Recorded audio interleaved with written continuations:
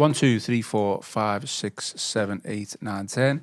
Royal Blue Podcast Soundcheck. Wednesday show live. 1, 2, 3, 4, 5, 6, 7, 8, 9, 10. Royal Blue Podcast Soundcheck live.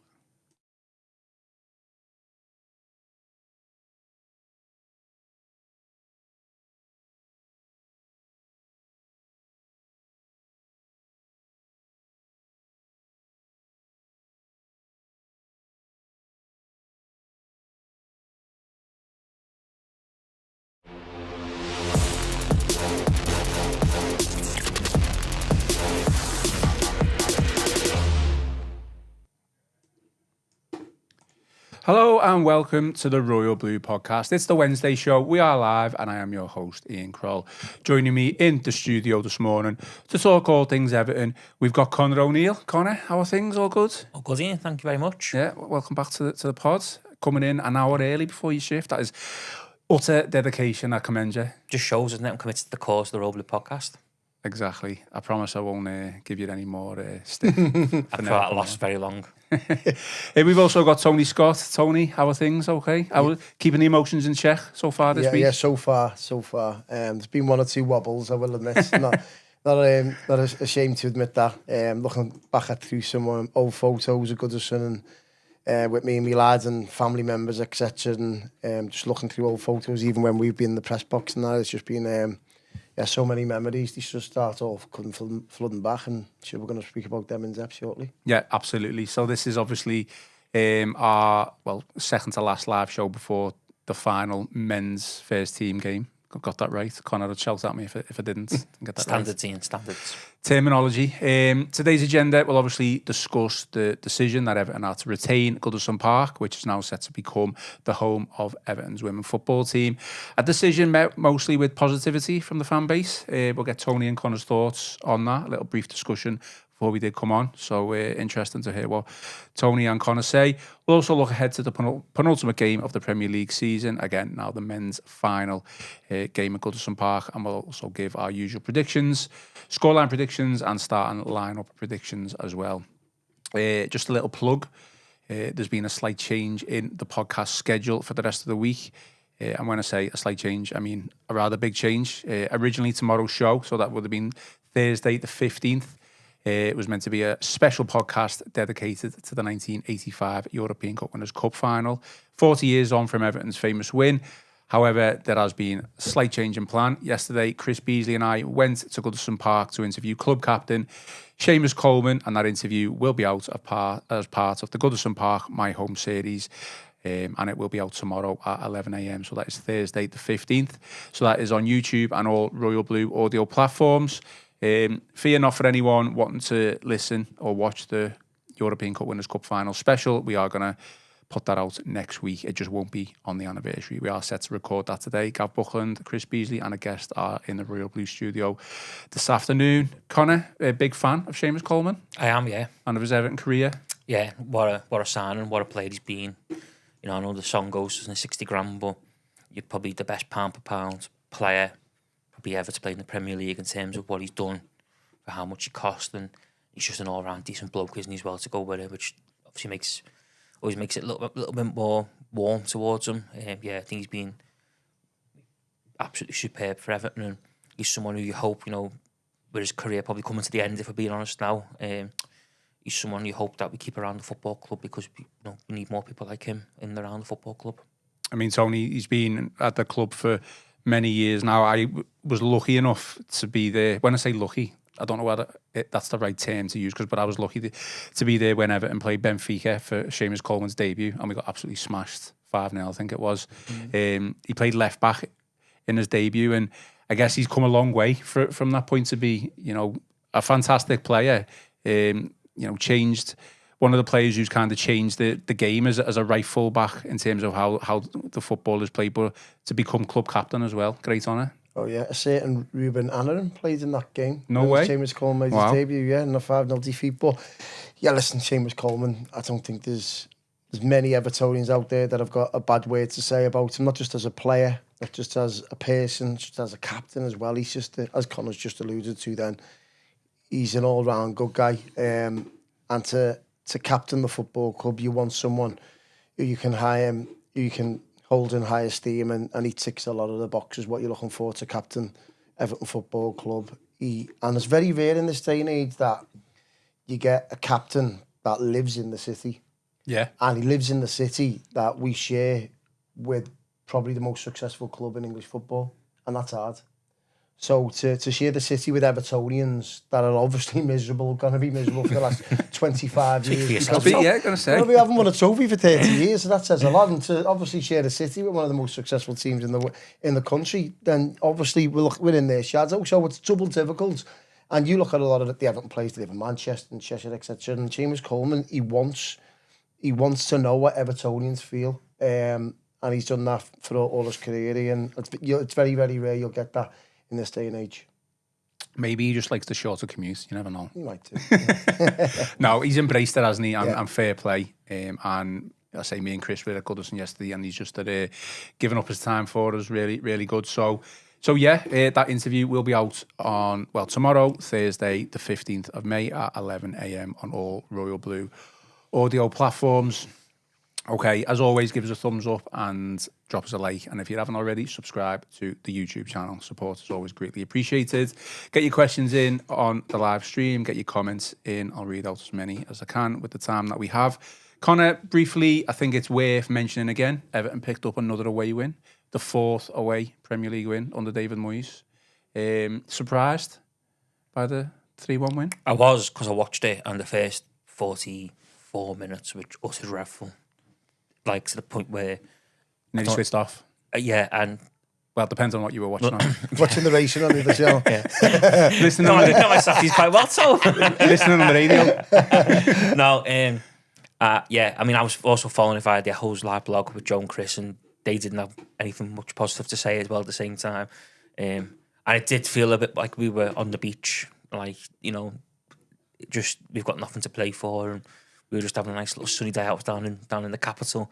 And obviously then we score on the stroke of half time, you know, make it 1-1. I think David Moyes said himself, didn't he, that the goal actually calmed him down because he was absolutely fuming. I think he was all to tear strips off them. And I think the goal saved Everton's players and getting an absolute hammer at half time.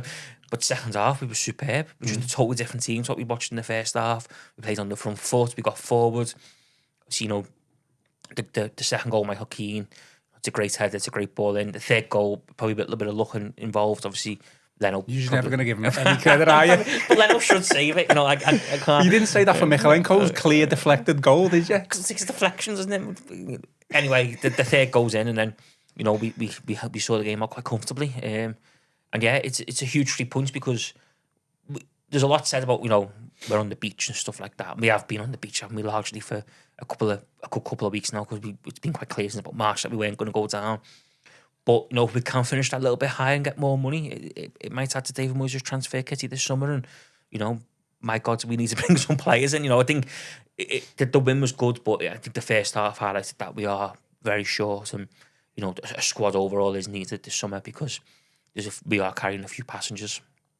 So I agree with Connor, to be fair, with the first half performance. I did think that there was about a period from about 30 minutes onwards where I did think we were starting to get back into it. You know, I think we were kind of trying to break, and obviously quality-wise it kind of wasn't coming off, and then we did get that lucky break with the goal from Michalenko, which was clearly deflected. But again, we touched upon this on Monday. I think away performances seem to be, easy is the wrong word, but just seem to, Everton players just seem to be a bit more at ease playing away from home.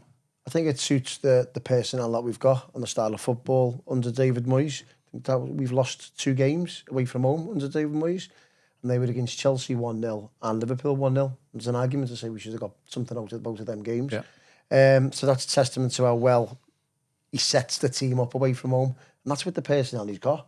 These are the cards he's been dealt with at the moment. None of these players it is.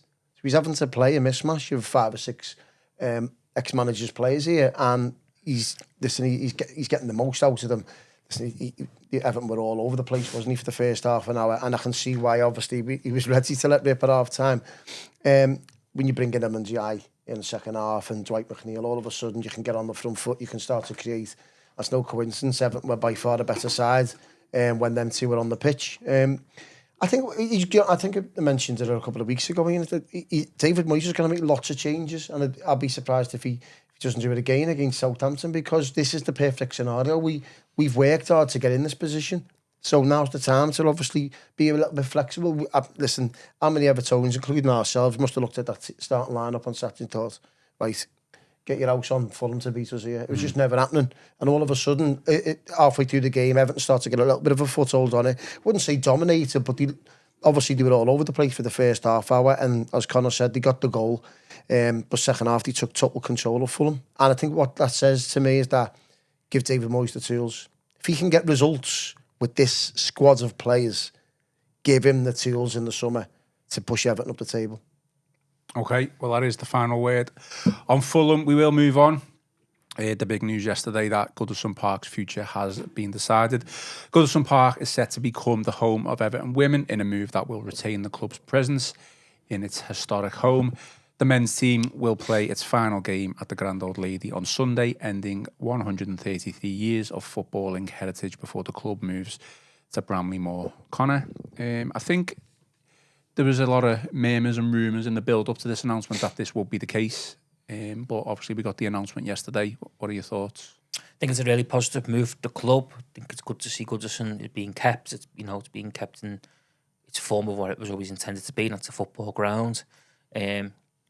I think it's an interesting one because obviously it's something that you don't see quite a lot of. It's a bold step. I think it's by the Freckens to take this. Obviously, women's football is on the rise, and for them to do this and put their back behind it clearly indicates as well that they're going to put a little bit more investment into the women's side of things this summer. I think, lots been said about the first team and, the academy sides and stuff like that, but I think it shouldn't be forgotten that the women's team have been, I think, financially hampered in recent years as well by Everton's financial struggles.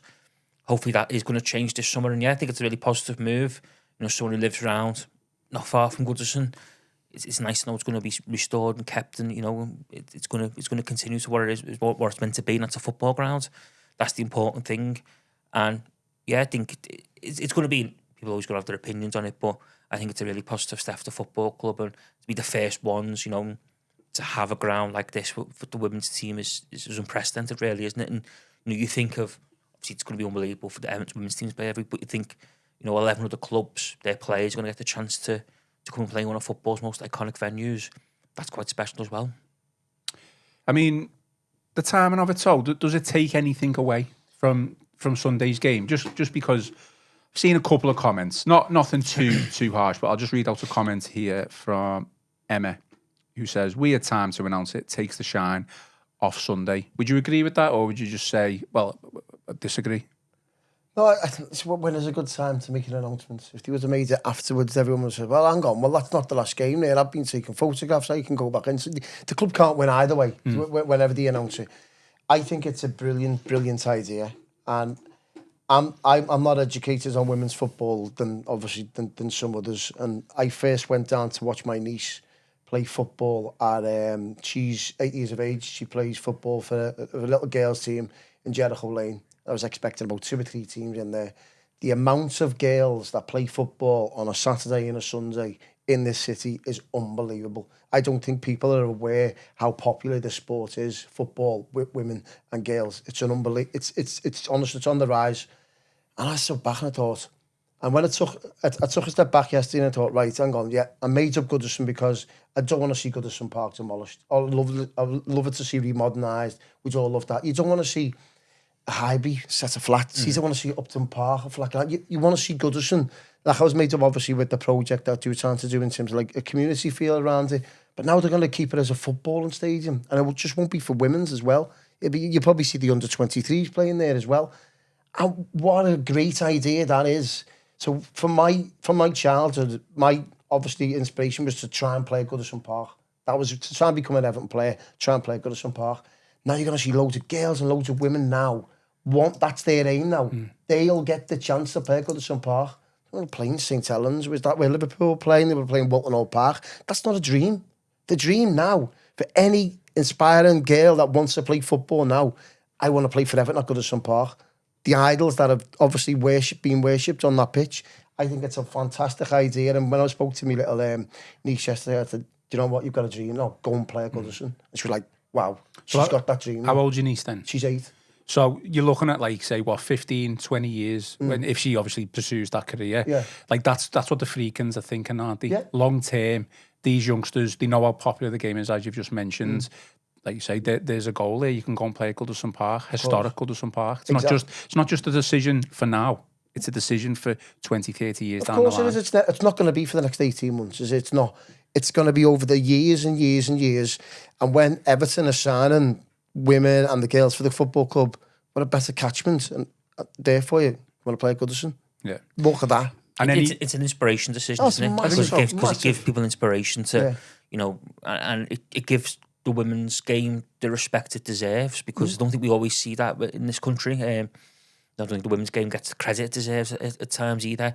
But this feels like one of them moments where, like, you know, it's almost like it feels like Everton could be trailblazers. Now Arsenal have been really good, having their women's team use the Emirates quite a bit, but you know, that actual kind of look, there's a vision, you know, and do things properly, and it is inspiring, I think, for young kids, because, like Tony says, they've got a dream, haven't they? You know, they can have an ambition of going to play Goodison, you know, following football and greats, you know, whether that be as of next year WSL greats, or, you know, long term football and greats like, you know, Eusebio, Pele, you know, you can go right the way back.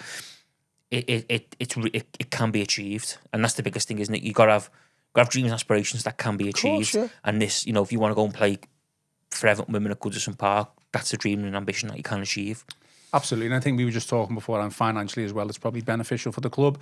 I think we can assume that parts of Goodison Park are now going to be either knocked down or redeveloped to accommodate what, you know, what the women's football team will be able to bring in. But that doesn't have to happen right away, does it? They've got time now. Of course, yeah. So, you know, when there's a stadium getting built, you just know, you know, materials and everything, price of that is hiked up, isn't it? Now over time, I just don't think that will be the case. And then I'm just glad. I mean, listen, I was lucky enough to go to Goodison yesterday, and this was before the announcements, even though we knew this decision was coming.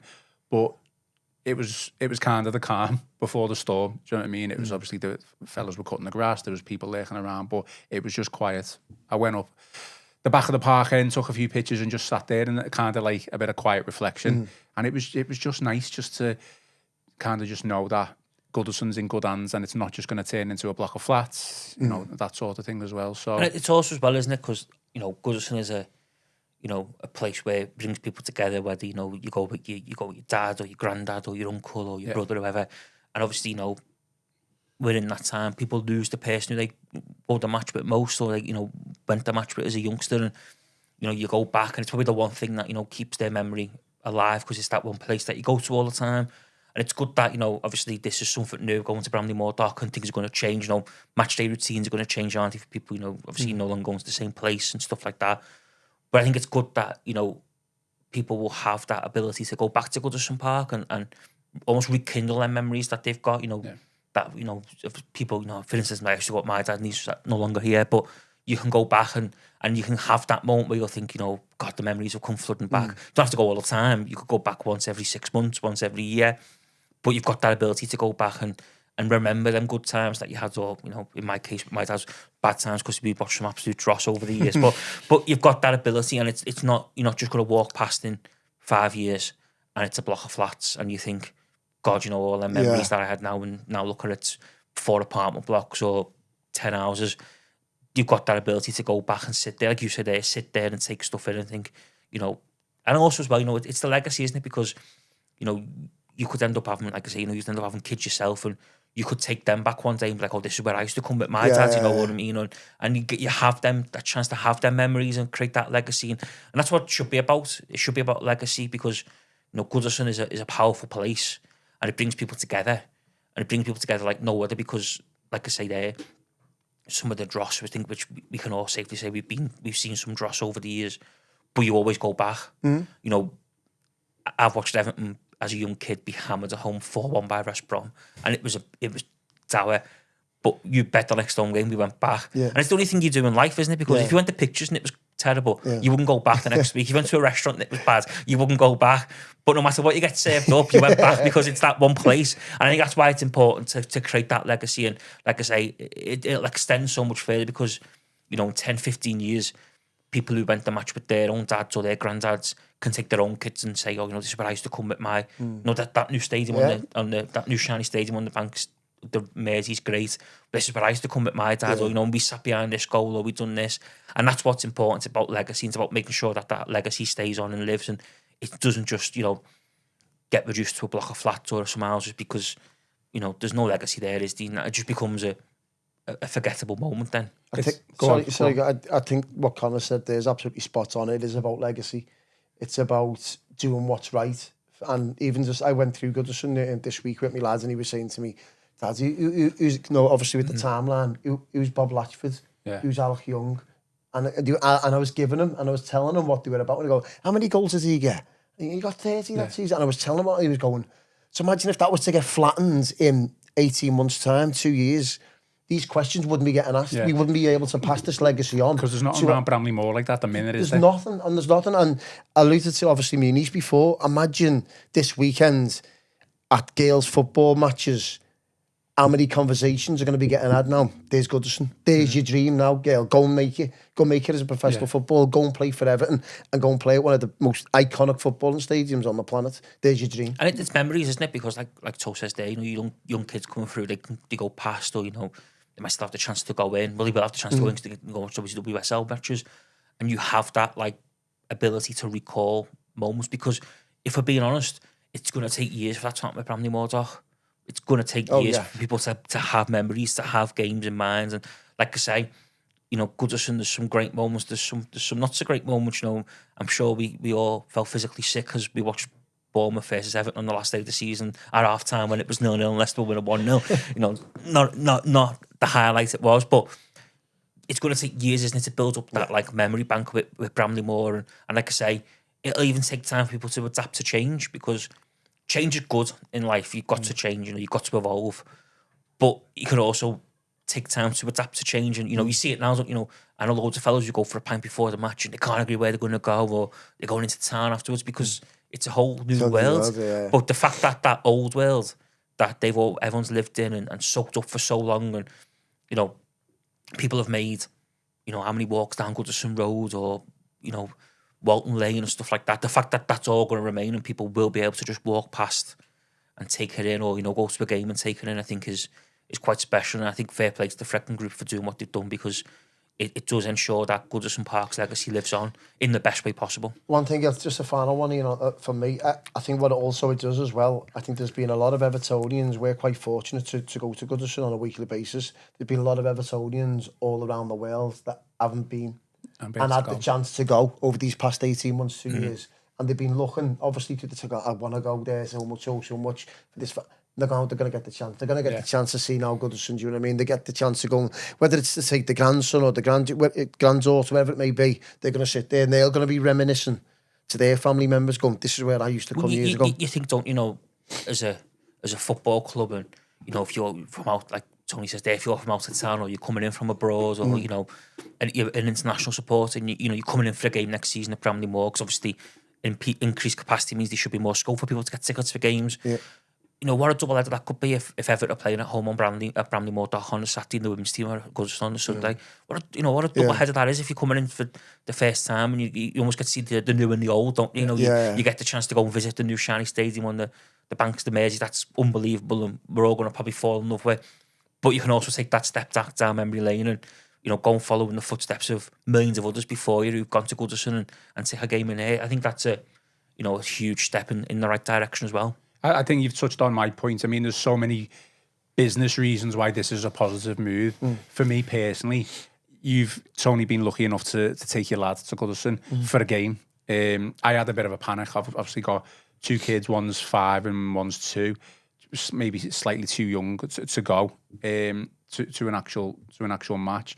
But now I know it's not going to be the same, but I've still got that chance to go. Yeah. I've done the tour and got the pictures and stuff like that, but now it's almost a little bit of a relief and say you'll still be able to go. You'll be able to take your lads, won't you? And take, go on the local ladder street where you've sat for all them years, exactly.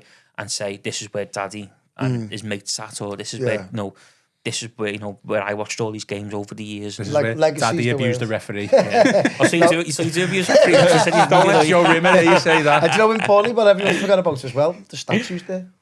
Well, that's the thing. They get a There's chance to just stay so there now, much. do you know what I mean? So obviously there was conversations about if it gets knocked down, should we bring the 60 scored to 60 goals at Goodison Park in the park end stand, that side of the game pitch. That's where the statue remains there, because that's where he done it.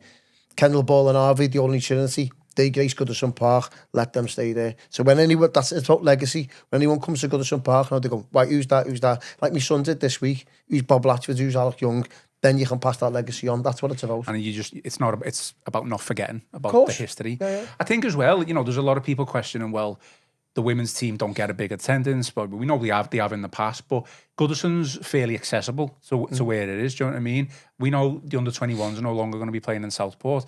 I'll be honest with you now.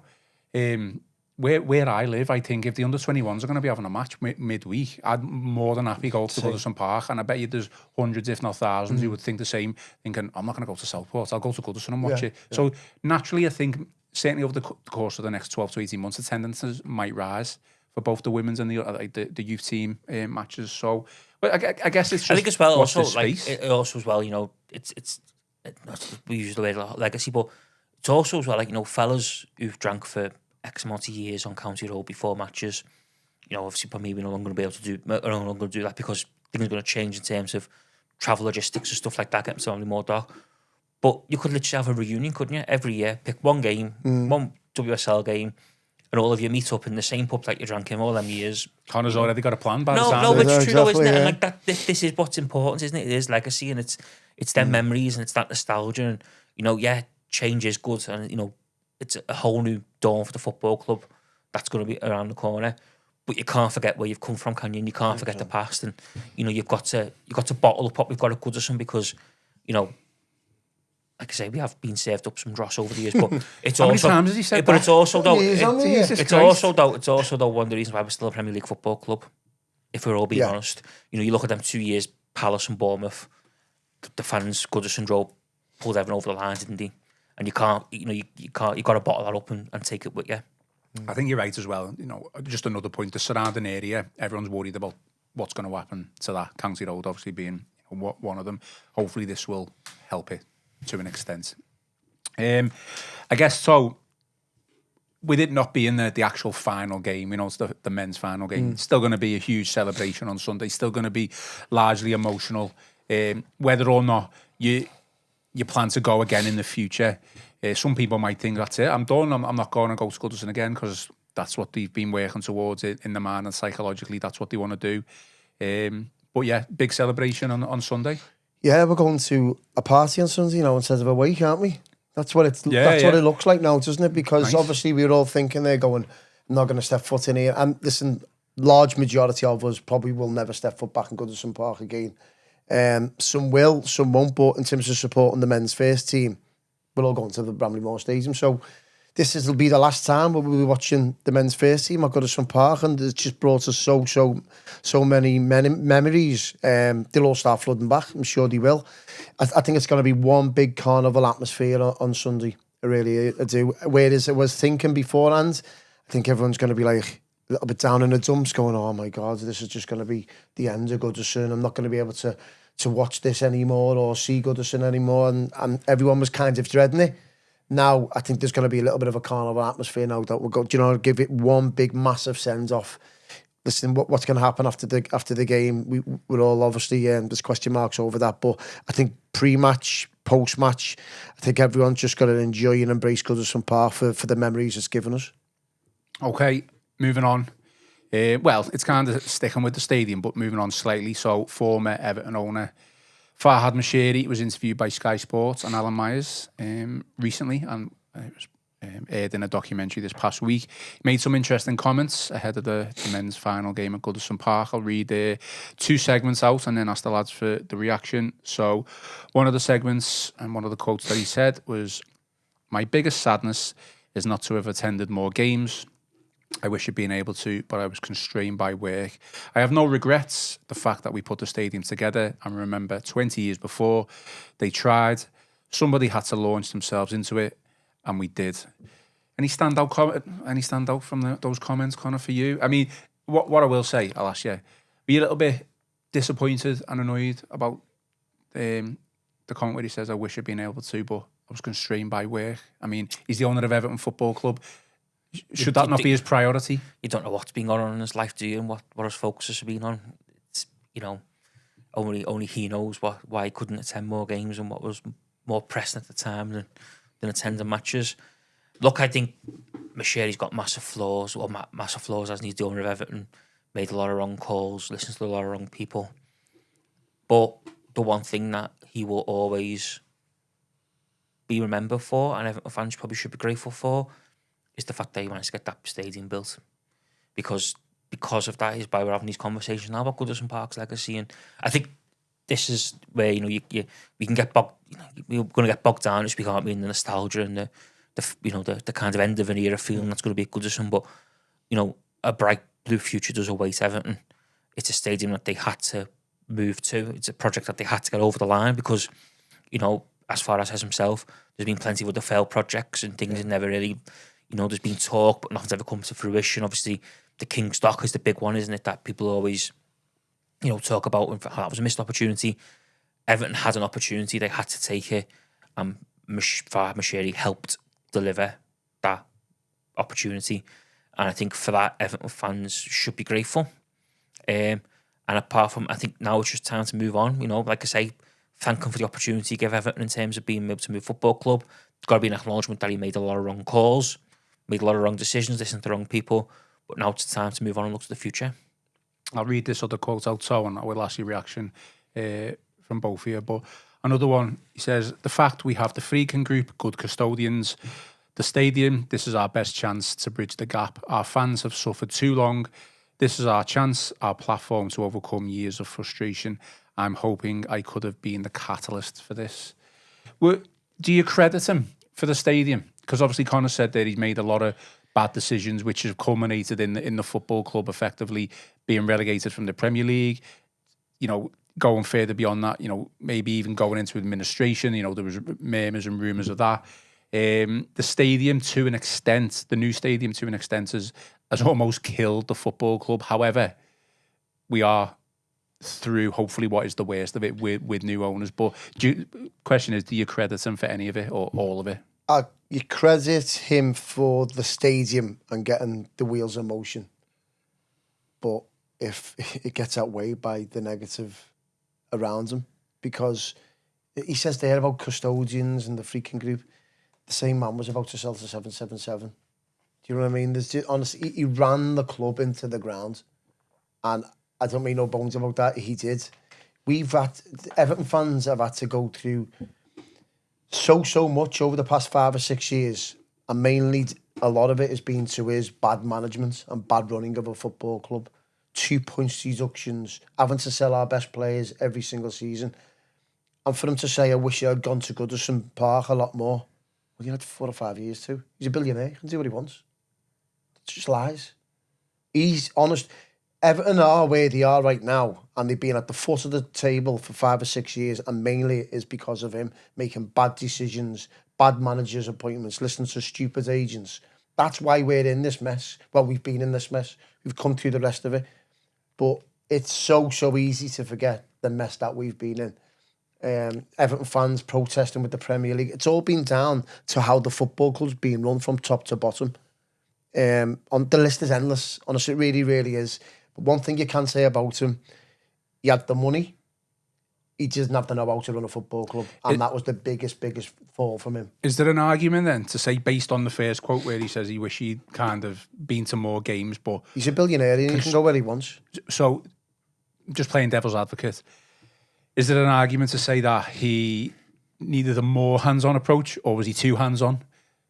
In a way, I think he was less, wasn't he? He was letting the run. He was letting the football. No, but I think as well, there's times where he was too hands-on. Yeah, that's in areas that I had no idea about. Oh yeah, when he was signing players. Yeah. But behind people's back, he kind of entrusted in to say, "Well, you're running the football." Well, when he's got a director of football and he's got a manager, and then he's got a scout, and then he's signing players, and it was a mess. It was an absolute mess. It's an hard one to judge because you can argue that he wasn't hands-on because he was never there, but then he was too hands-on because he was always on the phone. Because he wasn't there, he was still running. Obviously, he was still hands-on behind the scenes, listening to agents. How many players did we sign in that time that we're in this, we've come through this mess for the reasons? The fans have got us over the line. That's what it is. He didn't know that. He was about to sell Everton to, obviously, 777. We could have ended up in the Championship. So for him to take the credit for the stadium, yeah, fine. We could have been playing Championship football in the stadium due to his bad knowledge of running a football club. We're very, very lucky and very, very fortunate that the past 2 or 3 seasons, the Premier League has saved up 6 of the probably worst teams whoever's against the Premier League. The 3 that have come up, gone back down, same again this season. And probably same thing will happen this season. So we're very lucky in that way. And that's the way the football club's being run. Do you think he's been... I agree with you with regards to some of the decisions that he's made about on-the-field matters, etc. He obviously got the stadium up and running to an extent. You know, the build started. Do you think he's been slightly unlucky with certain, you know, outer things that he couldn't control? Obviously, we know the war between Russia and Ukraine, the partnership with USM. Pandemic as well. Usmanov. I think the pandemic's a slightly different one because every club was affected by that, whereas Everton, along with Chelsea, you know, one of 2, the only clubs really directly affected by the war with Ukraine and Russia. I mean, I don't think there's any arguments about that. Course, you know, the main books, sponsor of the club, to an extent, had to get up and run away. And was he a little bit unlucky in that respect? Obviously he was, but then you've got to think about where's your plan B if you're running a football club. The big issue though is the football side of it, isn't it? Yeah. I mean, he did not have a clue, and there he was. Rafa Benitez, and there he was. I'm not defending him, by the way. Managers signing players, you know, clearly not listening to the people who should have been listening to. Clearly listening to the people who shouldn't have been listening to. That is the biggest black mark against Moshiri, I think, is because, you know, when it comes to football and it comes to football administration and how to, you know, the football side of things, he showed himself that on numerous occasions he did not have a clue. And I think, you know, you've, like I said, like, you've only got to look at some of the players we've signed, the managerial appointments. You know, okay, look, he dared to dream of Carlo Ancelotti, and I've seen people since question the Ancelotti appointments, and obviously in hindsight it's a great thing, but let's not forget, when he went for Carlo Ancelotti, no one was sitting there as an Everton fan going, what are we doing? Oh, let's live in our means. It was, oh, we're daring to dream, this is great, this is what we want to see from Everton, you know. Obviously it didn't work out. Where it went wrong was like Toe says, when Ancelotti goes, and that next appointment was Rafa. That was, you know, always going to end in tears because there's just never the right feel, was there? Then, you know, obviously brings in Frank Lampard, it was ups and downs. Then it was Sean Dyche, you know, ups and downs. I just think there was so many footballing decisions made which he was clearly behind and he was clearly leading that were just so wrong. Well, how many? Obviously, there was 7 or 8 managers in his time, 3 directors of football, and every time there was a problem, he was ringing his mate Jim White on TalkSport. You know, how's that? How's that for comms for the Everton fan base? Honestly, it really was. It was a mess, and we've come through it thanks to the supporters dragging the team over the line, and obviously Frank Lampard, Sean Dyche in that time as well. You've done a great job in terms of getting the team over the line in the end, and obviously David Moyes this year.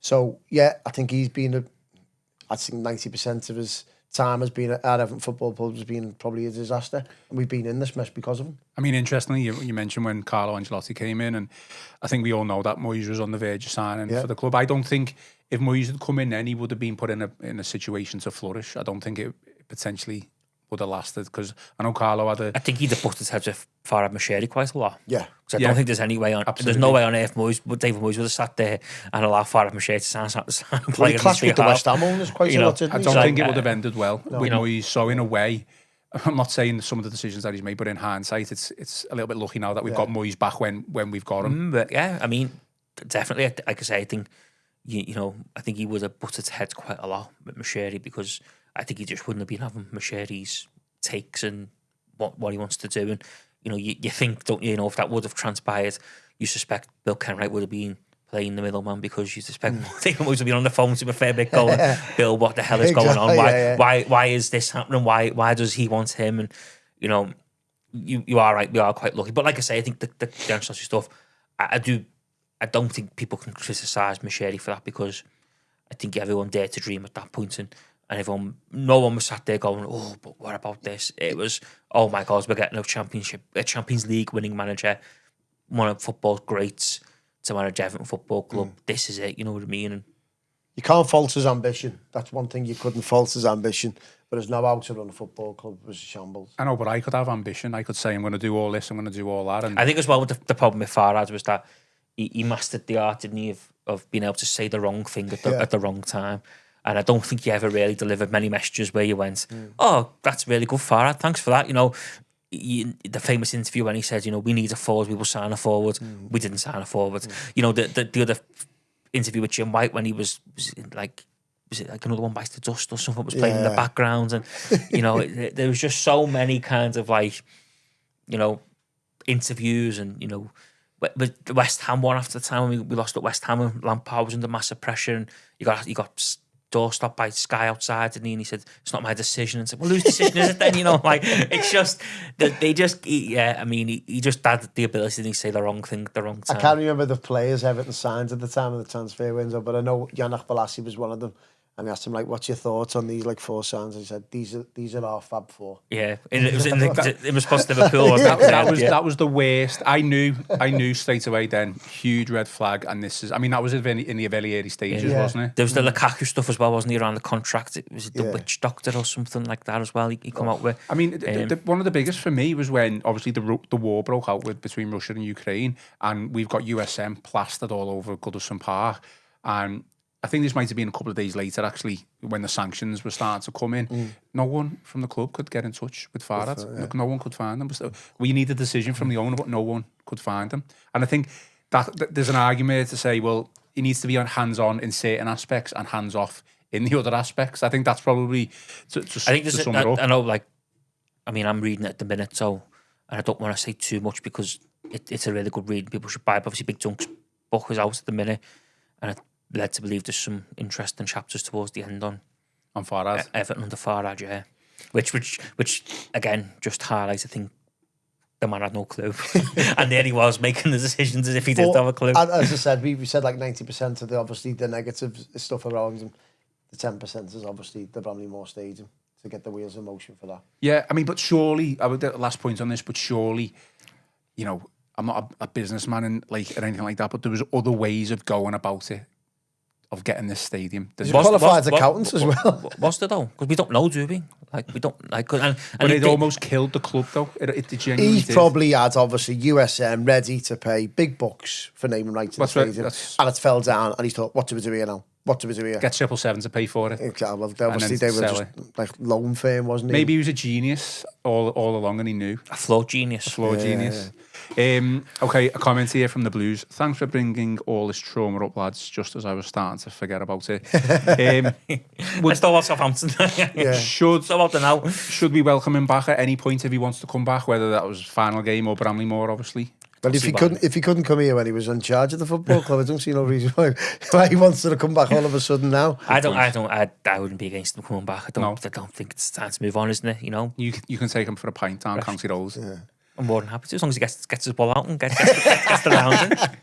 You probably get the wrong pint for it. I'd ask for a pint and give me a glass of wine. Just a quick one. Would you like to see Dan Freakin on Sunday at Goodison? I don't think he's going to be there. I don't think we've had the announcement. But should he be there? You bothered? Not really. I don't think it's not going to make no difference to my experience if he's there or not. Oh, no, we're literally talking about the previous owner not being there enough. But I think, like, the thing is actions speak louder than words, don't they? And I think, you know, you look at, like, he's not being around, but he's clearly got people running the football club who know what to do. And so far... Angus Kinnear will be there, won't he? And so far, with the greatest respect, you know, the decisions they've made have largely been quite positive, haven't they? You know, even if you go back to the very start and, you know, okay, sacking or getting rid of Sean Dyche on the morning or the afternoon of an FA Cup tie might have not been the best move, but bringing in David Moyes within 48 hours, that has proved to be a masterstroke, hasn't it? Oh yeah, because you know, and since then, you know, we haven't, you know, even January, you know, he didn't sign anyone. Everyone was like, oh, but clearly Moyes must have spoke with them and said, look, I think I can get enough out of this squad of players to keep us in the Premier League, and that's what's happened. So yeah, I mean, I wouldn't. It'd be nice if they did come, because I think they should see Goodison in all its glory for what's going to be on Saturday, on Sunday. But I wouldn't be too disheartened if they don't rock up. I just think it's a mad one. I mean, don't get me wrong. We're obviously me and Big Dan, obviously different mindsets. But it's like me buying Live in different worlds, I think, as well. No, which is fair enough. But it's like me buying a brand new car and saying, I'm not going to drive that. I'm going to drive that for a while. When you've got that much money, who cares? I think aren't they going to see Claudio Ranieri's last game for Roma next week? Oh, are they? I think they are. Yeah. Something riding on that, isn't it? Yeah. So I think it's his last game, isn't it? He's done so well for them. Pretty much like what David Moyes has done. So they've gone back to like older heads and they've kept the club stable. Roma, I think they're about 5th or 6th in Serie A. They were in a lot of trouble, weren't they? Yeah, I think they've got a chance for European football this season as well. So I think they are attending the Roma game next week. So it'll be interesting to see if they turn up at Goodison on Sunday. Okay, where are we? Nearly 50 minutes in. Let's move on to our weekly Beto debate. It's great entertainment. I just want to read this quote from the well-respected and esteemed Tony Scott from 2 weeks ago. Yeah, hit me. This is a quote from Tony. Some of us got work soon, you know. We're still in the allocated time slot, Connor, don't worry. Tony said, his finishing is poor, his know-how of the game is poor, he's a poor footballer and shouldn't be anywhere near the Premier League. Would you change any of that? No? Still believe that? No. Even though he's Everton's top goal scorer right now, scoring 1 in every 2 from start. Right, because they've been one-touch finishes when he hasn't had time to think about the situation. Simple. And the goalkeeper 3-1 in, didn't he, on Saturday for them? God, he's not getting any 2 credit goals here, against is he? 2 goals against Leicester, which Leicester are one of the worst teams in the Premier League. But still a Premier League team. That's of course. And I'm not dishing as effort, as commitment. Well, let's see where David Moyes, what he thinks about him.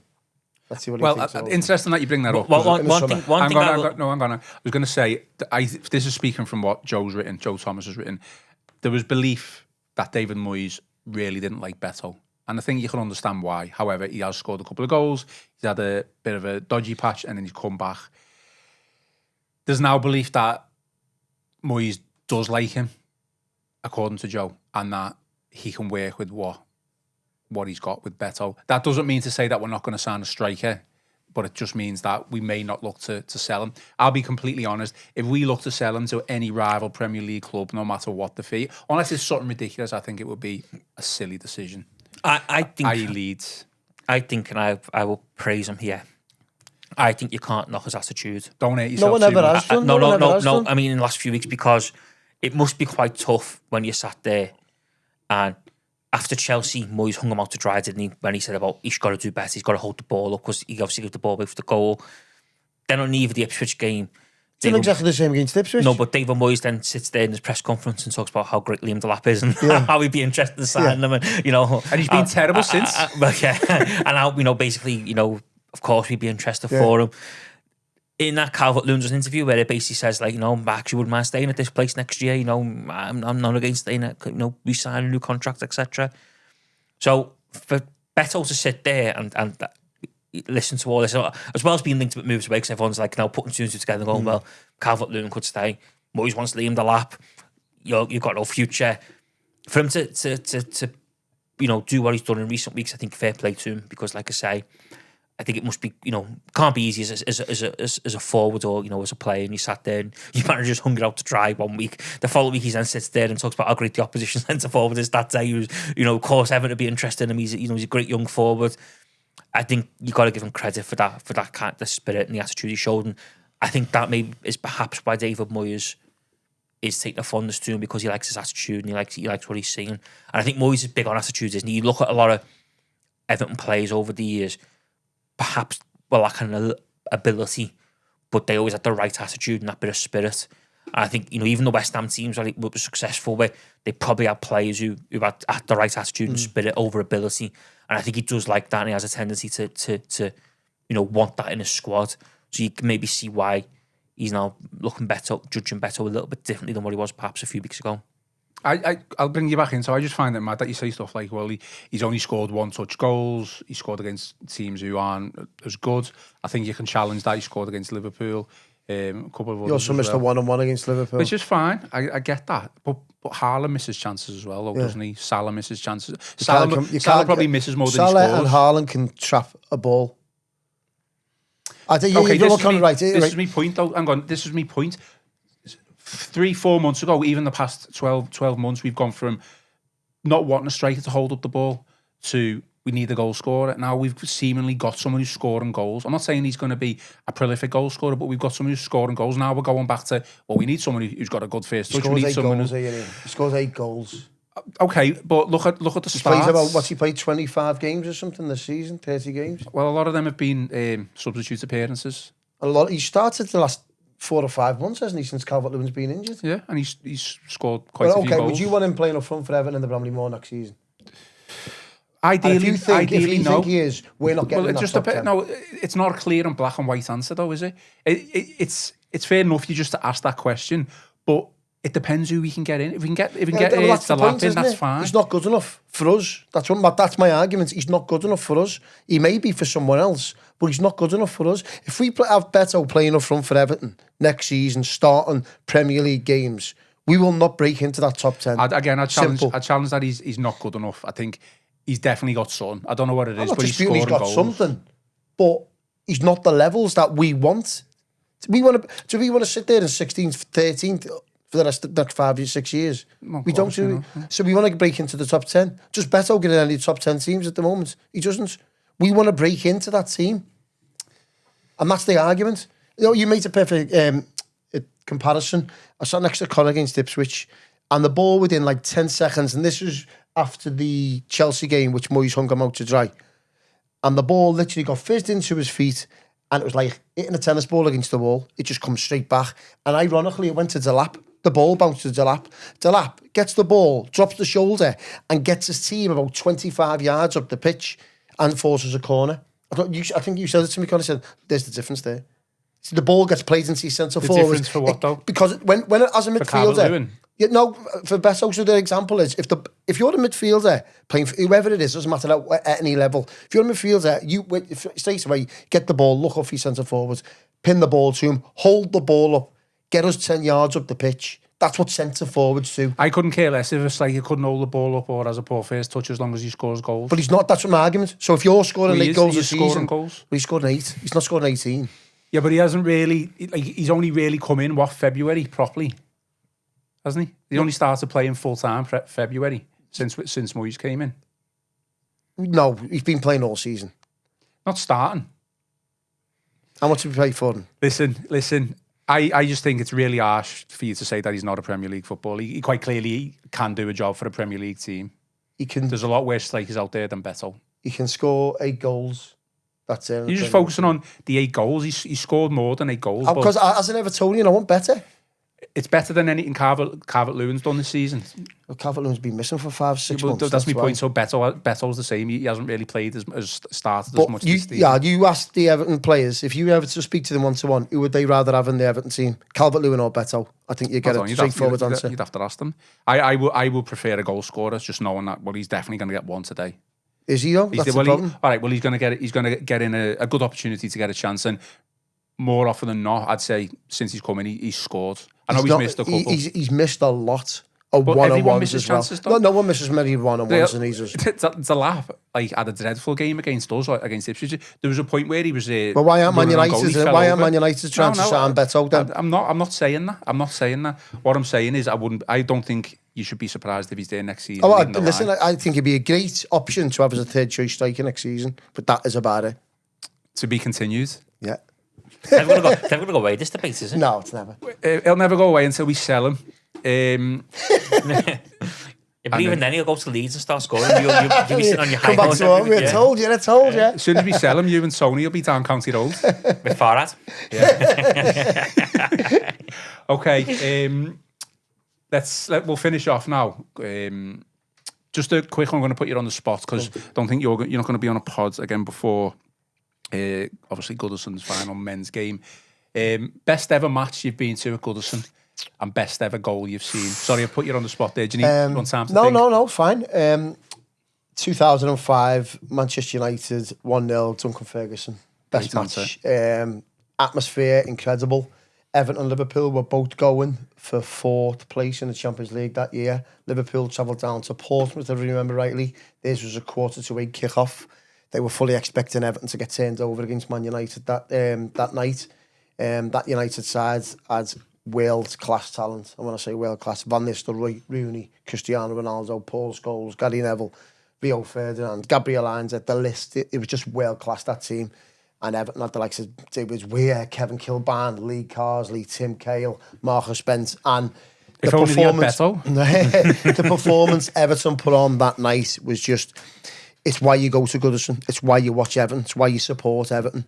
And you go to watch Everton and you go to Goodison Park in the past 10 or 15 years for moments, because we're clever enough that we're not going to win anything. The team that spends the most money in the Premier League, 9 times out of 10, they finish near the top. So we knew at that time we'd sold our best players, we'd sold Rooney, etc. We brought in Arteta, Cahill. So you go to get the ground to get moments. But that season, we were flying.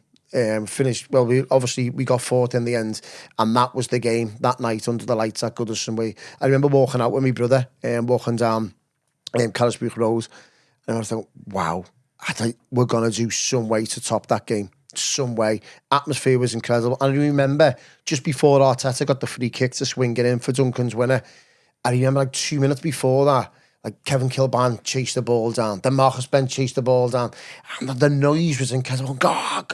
And next minute, Everton get a free kick because they'd won. I think Steve Watson had been fouled by Cristiano Ronaldo, and then the ball gets whipped in, and then Duncan lands it, and then even for like the likes of Martin Tyler and all these well-known commentators to have like lost their way through commentary, it says a lot for how well that game was. So for me, best match was 1-0 in Man United. Just to touch on that, I saw that goal actually the past couple of days.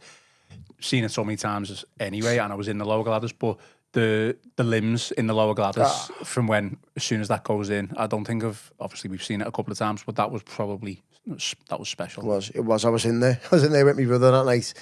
Best goal, probably from a personal point of view, taking me lad to the derby last year, the 2-0 when we beat them, Calvert-Lewin and Jared Branthwaite, being there, and I was warned at the time, do not take your lad to a Merseyside derby. We hadn't beaten them in 15 years. Liverpool were going for the league. Everton were getting relegated. Do not take your lad to the derby. And I thought, do you know what, take him. And I took him, and it was probably one of the best nights of my life. Yeah, it's just incredible. Also an honourable mention for Tahi's one as well, the 2-2, that goal. I was there with him for that game as well. He's only been to 2 derbies, me and my lads, and he's watched Everton beat them 2-0 and then 2-2. I thought, you do not know the stress that I have gone through in all the years of watching derbies at Goodison. You've rocked up and watched Everton do that. Well, he's on a good streak at least. He is, anyway. Yeah, I know, yeah. And when I remember coming out the ground, you went, Dad, I want to go back to next week. I said, no, leave it at that. You have just watched one of the most iconic, and I think about it now going, probably the most iconic moments of the Premier League this season. There's not many eclipse it. When you're looking back at the season overall, going, probably one of my most iconic goals ever in the Premier League. And wow, the last minute at Goodison Park, final days in derby history, and it would have meant that obviously Liverpool would have won more games at Goodison, and it wasn't to be. Everton had the last say. People forget that stat, don't they? That was probably the overriding feeling that I had. The results obviously meant everything, and went and beating Liverpool. Even the points came kind of second fiddle just to that stat. You just didn't want Liverpool to have that record. Exactly, yeah. And just before it, obviously before the goal, Liverpool fans were singing like, we won the league at Goodison Park, because last season Everton fans think you lost it. And then for Tahi to do that in the last kick of the game, 2 big goals that live long in the memory. Connor, me and you are going to do 2 special Goodison Park best and worst podcasts, aren't we? Yeah. So is Beto in the worst? So we're not going to. I'm not going to ask you that, because you're going to reveal all in a separate podcast, and I'm going to do the same in a separate podcast as well. So keep an eye out for those. You're going to do Dan Haygarth and Gav Buckland in yours. Yeah. And I've got a fan guest coming on for that one, as well as Paul Wheeler, which we record tomorrow, and that will be out on Monday after the final men's game at Goodison Park. Okay. Coleman, let's quick starting lineup discussion. Will Coleman start? Will he get on? He should start, yeah. I think he should start. It's going to get emotional now. I'm not one for sentiments in football. In fact, I'm normally anti-sentiment, but on this, I'm willing to break rank, and he should start. I think. But he did come on against. It's quite clever, wasn't he? Come on in the weekend, almost like you ease yourself back in. Yeah. And look, I don't know this. It's just pure guesswork, but there has been a part of me in recent weeks that it's felt like he hasn't been playing because Southampton maybe being in mind, because there is that worry, isn't it? Is that he does play, and if he pulls up again, obviously James Starkos is going to miss Sunday, already. You know, he could miss out, but yeah, I will put Coleman. I think it'd be quite fitting if he's to be the last person to lead Everton out at Goodison for a men's first team game. So yeah, I would start him. And then apart from that, probably it's not too similar to what we saw on Sunday, last Saturday, I suspect. I asked this the other day, so I think I asked Joe, whoever who was on, Dan Agoff. What would you prefer if you had to choose a convincing 5-0 win or a last gasp winner? Last gasp winner. Was it? Oh, 5-0 win. Even just the stress of beforehand and then just the release. Just to see the limbs, just to see it, just to see Goodison like that for one last time. Going back to Coleman, he's got to start. Yeah. I think it's been planned in the background for I think he'll do like weeks. I don't know, 50 minutes. And well, then do you know what? Can you imagine? You imagine the noise and the reception he'll get coming off that pitch if he substitutes in like the second half. It'll be special. It'll be unbelievable. I think he'll get like 55 minutes, something like that. Yeah, and to start, and as Connor's just said, it's for him to lead the team out.